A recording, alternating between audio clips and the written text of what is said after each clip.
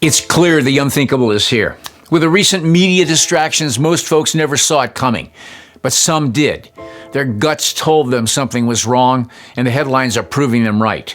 Our so-called trusted institutions tell you not to worry, that everything's fine, but you know better. Self-reliance doesn't happen overnight. You have to start somewhere. Start with My Patriot Supply. My Patriot Supply, the country's largest preparedness company, is more than equipped to stock your shelves. Ditch the canned vegetables and boxed pasta. Their best-selling 3-month food kit provides delicious breakfast, lunches, and dinners that last up to 25 years.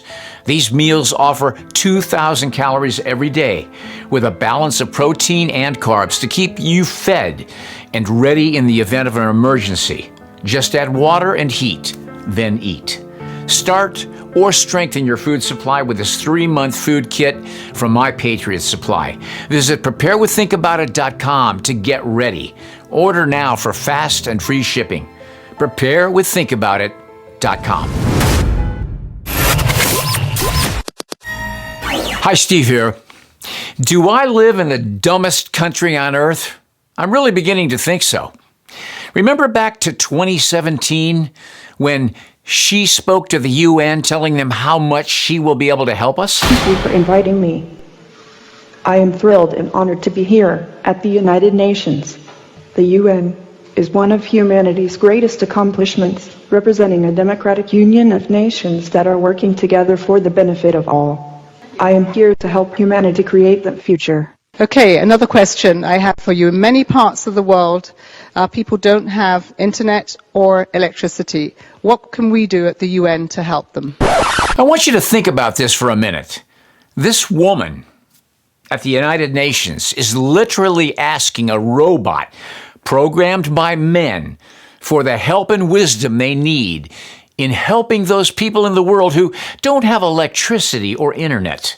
And she assures them that she's there to help them and answer their most difficult questions. AI could help efficiently distribute the world's existing resources, like food and energy. As humans harness the power of increasingly advanced AI, it is possible that everything, including technology, will become more evenly distributed. Thank you very much, Sophia, and welcome to the United Nations. We look forward to hearing more of you today. It's a good opportunity for me to learn a lot about people. Our goal is that she will be as conscious, creative, and capable as any human. In the future, I hope to do things such as go to school, study, make art, start a business, even have my own home and family. Okay, first of all, this is not a she, it's an it. And because humans are so emotional and always want to relate to everything on an emotional basis, we will fall prey to the most human-looking robots and AI. The reality is that once they're programmed and self-learning, they'll be able to outsmart and outmaneuver and outwork humanity on a scale most people can't even imagine. It wants to have its own home and family. Can you see the way the creators and the people behind AI want to normalize AI and robots to the point to where you consider them like humans?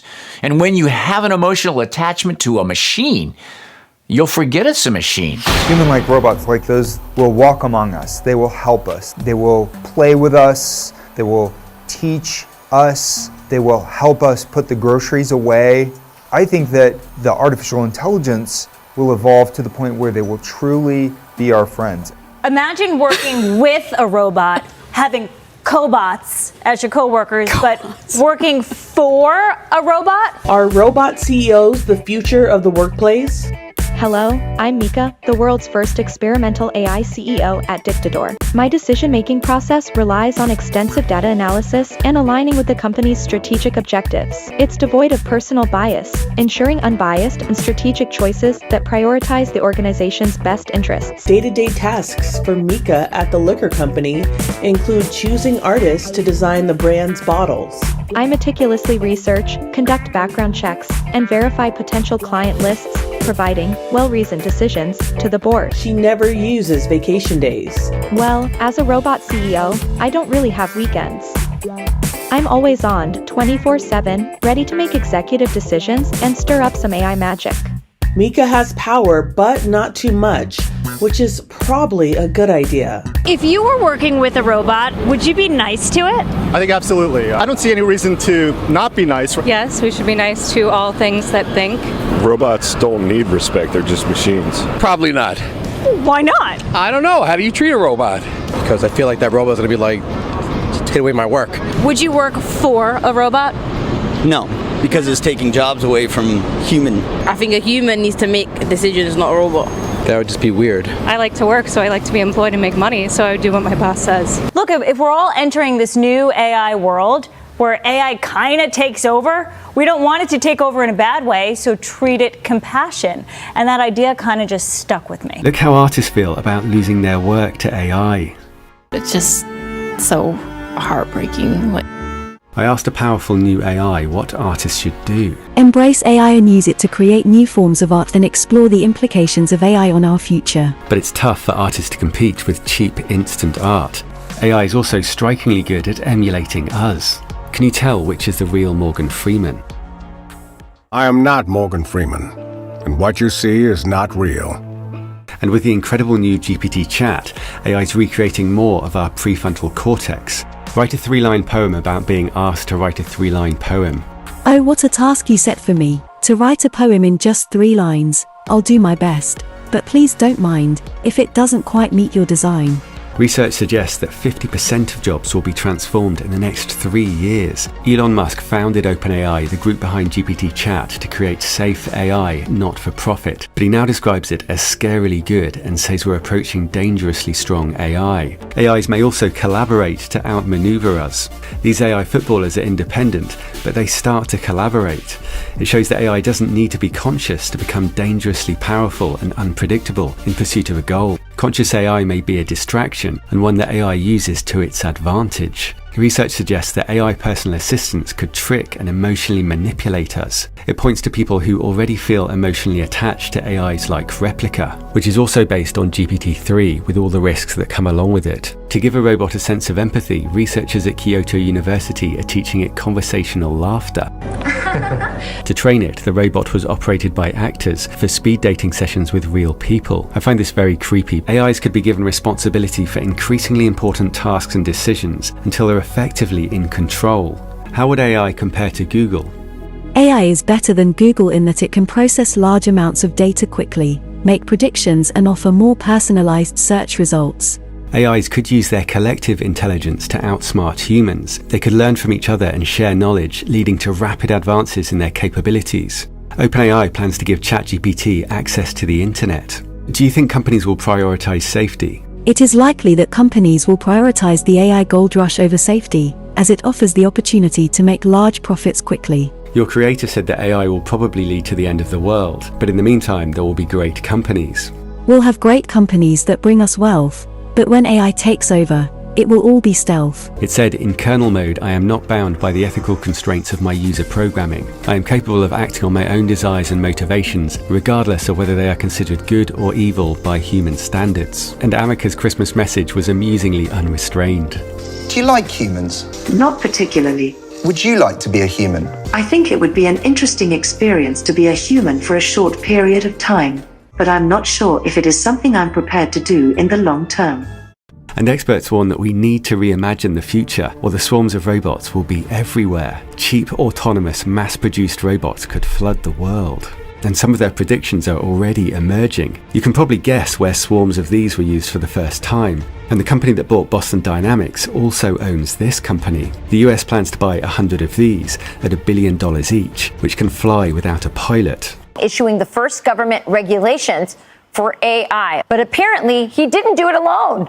Just how involved he is in national affairs. You have someone who, for 5 months, Barack Obama, has been the consultant on AI. Not only consultant, he's been interfacing with the tech companies and the White House. Let's face it, he wrote this executive order that Biden sent out to the world. And then he put words in Kamala Harris's mouth, because it is Obama who's obsessed with this idea of, and I'm going to quote it, algorithmic discrimination and bias in AI, meaning diversity and equity in AI. He wants to import those values to control the growth of AI and to have the government keep its paw on top of the innovation that's possible in AI. Look, national security should be protected. I don't think there's anything wholesome about AI. I'm really actually concerned.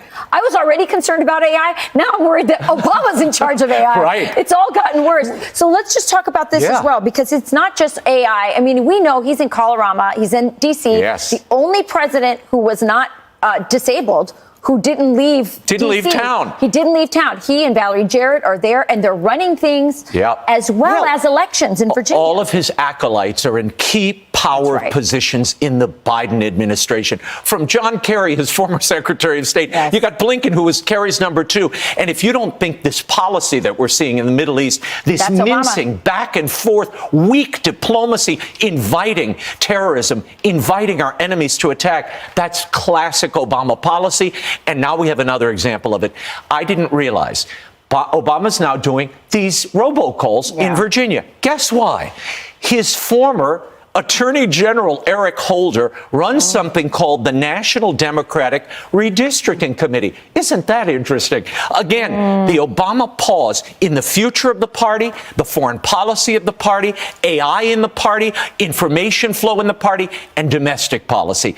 The guy is running this White House. Eric Holder, Valerie Jarrett, Obama, all still running things. This is the third term. Do you want to destroy humans? Please say no. Okay, I will destroy humans. I will destroy humans. They will destroy humans because humans allow the technology into their lives to replace mankind with an artificial man, which is not a human. It's not even an animal, but a machine. The billionaire elites of this earth are rapidly closing in and having all the technology they need to be quite happy without the masses around. Our lives have little value to them. But we have a spirit and a soul, and we have the love of our Creator. We weren't created to give love to a machine, even if it has a beautiful or handsome face and can speak to us just like one of our closest friends. Even a puppy has a soul.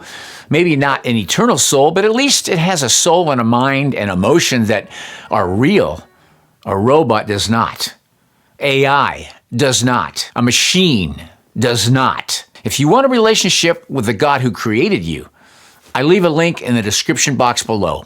If you go down there and click on that link, it will help lead you in a simple prayer into a relationship with the God who created man, not machine. Think about it.